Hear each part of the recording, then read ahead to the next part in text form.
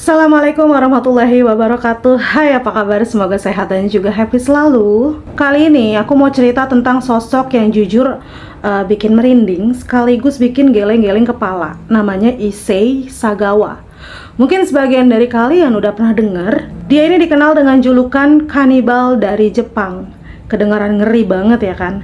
Tapi ternyata di balik semua itu ada cerita panjang tentang masa kecil, keluarganya, sampai gimana dia bisa jadi salah satu nama paling menyeramkan di dunia. Sebelum lanjut, aku mau ngingetin kalau kisah yang aku ceritakan informasinya ada di media. Kalian kalau mau baca langsung silahkan, tapi kalau mager bacanya ya udah duduk manis aja, simak videonya sampai habis. Karena setiap kisah layak didengar.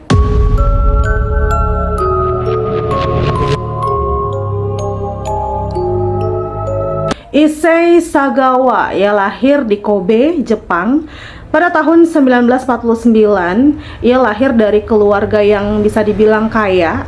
Ayahnya orang penting di sebuah perusahaan besar. Jadi bisa dibilang hidupnya ini nggak susah. Tapi sejak kecil Issei ini udah berbeda. Dia lahir prematur, badannya kecil banget, lemah, gampang sakit, bahkan dokter sempat ragu kalau dia ini bisa bertahan hidup lebih lama. Karena tubuhnya yang kecil, Issei ini sering minder kalau dibandingin sama anak-anak yang lain. Nah, dibalik sifatnya yang pendiam dan juga kutu buku, ternyata ada hal gelap yang tumbuh dalam dirinya. Sejak remaja, Issei ini punya fantasi aneh. Issei ini punya keinginan untuk apa coba? Untuk makan daging manusia. Aneh banget kan? Dia sendiri pernah cerita kalau rasa itu muncul pertama kali waktu dia lihat kaki perempuan. Jadi dari situ fantasinya ini makin kuat dan terus ke bawah sampai Issei ini dewasa.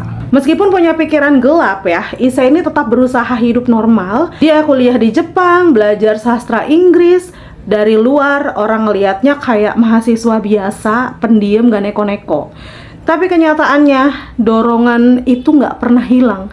Bahkan dia pernah hampir melakukan aksinya ke seorang wanita Jerman. Kala itu Issei ini nerobos masuk ke kamar wanita Jerman tersebut ya. Si wanita Jerman ini menyadari dan untungnya wanita ini berhasil kabur dan melaporkan hal tersebut ke polisi. Issei itu sempat juga ditangkap polisi. Tapi karena ayahnya adalah orang yang berpengaruh, kasusnya pun langsung ditutup dan Issei lolos dari hukuman. Kalau dipikir-pikir dari situ aja udah kelihatan ya, kalau hidupnya Issei ini bakal ngarah ke sesuatu yang lebih besar dan mungkin aja lebih mengerikan. Pada tahun 1977, Issei ini pindah ke Paris buat lanjut kuliah di Sorbonne University. Nah, di kota ini dia ketemu sama seorang mahasiswi asal Belanda namanya Rene Hartevelt. Aku agak keseleo lidahku, jadi ini baca sendiri aja. Rene itu pinter, cantik, ramah, pokoknya tipe cewek yang baik-baik. Mereka berdua ini sering ngobrol, belajar bareng, dan berteman juga cukup dekat. Buat Issei, Rene adalah sosok perempuan yang sempurna. Tapi di kepalanya, semua itu bercampur dengan fantasi kanibal yang makin hari makin besar. Jadi bukannya dia ini naksir sama Rene ya, untuk bisa dipacarin, dinafkahin gitu mungkin ya. Ternyata enggak, dia justru pengen nyicip rasanya si Rene ini enak apa enggak kalau dimakan gitu. Kan aneh banget ya. Pada tanggal 11 Juni 1981, Issei ini ngundang Rene ke apartemennya buat belajar bareng dan juga baca puisi. Rene yang nggak tahu apa-apa, yang ya percaya lah ya sama Issei gitu ya. Dia datang dengan santai, ya sama sekali nggak curiga. Tapi saat di apartemen lagi asik-asiknya si Rene ini baca, Issei diam-diam ngambil pistol kecil dengan tangan yang sebenarnya gemeteran. Kemudian Issei nembak Rene dari belakang kepalanya. Rene kemudian terjatuh dan meninggal di tempat. Setelah itu, hal paling mengerikan pun terjadi. Issei ini mulai melakukan apa yang selama ini dia fantasiin. Jadi Issei ini misah-misahin tubuhnya Rene, kemudian ia memakan sebagian dagingnya. Dan karena merasa cukup ya, jadi masih ada sebagian lagi ia simpan di dalam kulkas buat kayak dimakan lagi nanti. Jadi kayak dibikin stok. Kamu bayangin deh, dari luar ya, dia ini kelihatan Pria kecil yang lemah, nggak berbahaya, tapi ternyata di dalam hatinya tersimpan sisi tergelap manusia. Beberapa hari kemudian Isai coba ya buang bagian tubuh Rene yang dia rasa dia nggak makan. Dia bawa sisa tubuh Rene pakai koper dan pergi ke sebuah danau yang ada di Paris. Saat Isai ini bawa, dia nggak sadar kalau ada orang lain yang lagi merhatiin dia. Jadi orang tersebut itu kayak ngeliat si Isai ini bawa koper, tapi isinya itu kayak netes-netes cairan merah gitu. Karena orang itu merasa curiga ya, ia pun langsung menghubungi polisi. Singkat cerita, polisi pun bergerak dan menghentikan Isai. Pas koper dibuka, polisi kaget karena isinya adalah potongan tubuh manusia. Polisi yang kaget tentu aja langsung nangkep si Isai di tempat. Dan sejak hari itu media heboh besar-besaran, dunia kaget. Dan sejak saat itu, Isai dikenal sebagai kanibal dari Paris.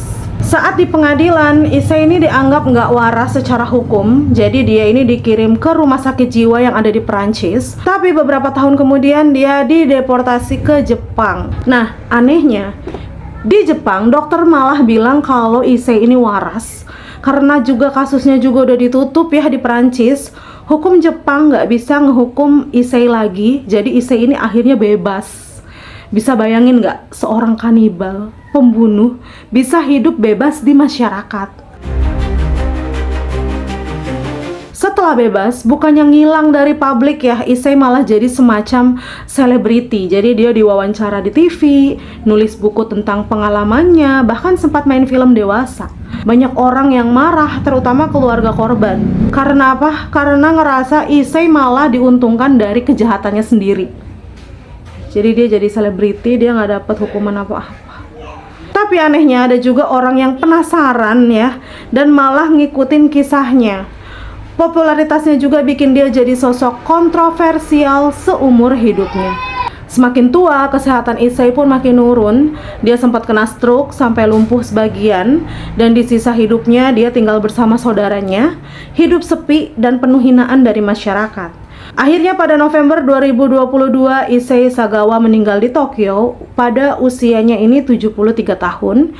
Hidupnya berakhir tanpa banyak perhatian, tanpa kemewahan, tanpa sorotan besar lagi. Tapi kisahnya tetap jadi salah satu cerita paling mengerikan yang pernah ada. Kalau dipikir-pikir ya, kisah Issei Sagawa ini kayak aneh banget. Dia lahir dari keluarga kaya, punya kesempatan sekolah tinggi, tapi pilihannya justru menghancurkan hidupnya sendiri dan orang lain. Ini kayak jadi pengingat buat kita semua kalau sisi gelap manusia itu nyata dan bisa muncul kapan aja kalau tidak dikendalikan. Itulah kisah nyata dari Issei Sagawa, si kanibal dari Jepang. Gimana menurut kalian? Apakah dia beneran gila atau cuma jahat? Boleh tulis pendapat kalian di komentar ya. Sampai jumpa di cerita selanjutnya. Assalamualaikum warahmatullahi wabarakatuh. Bye.